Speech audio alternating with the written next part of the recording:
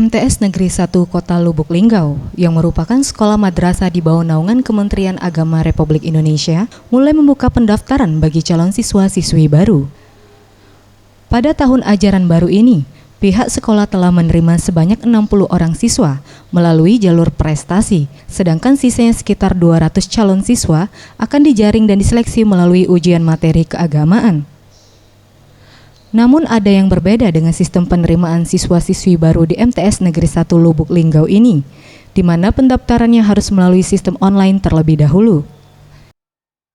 Sementara itu, dengan diberlakukannya sistem pendaftaran online ini, sejumlah calon orang tua yang hendak mendaftarkan anaknya cukup kebingungan, karena harus melakukan registrasi pendaftaran melalui jalur internet yakni ke warnet terlebih dahulu.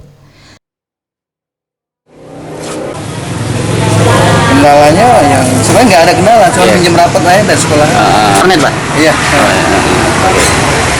Daftar lewat internet. Sempat bingung nggak? Jadi Sementara itu, pihak panitia penerimaan siswa baru MTS Negeri 1 Lubuk Linggau mengatakan, pemberlakuan pendaftaran yang dilakukan secara online ini dinilai lebih efisien dan tidak memakan waktu. Tim Liputan, Sriwijaya TV.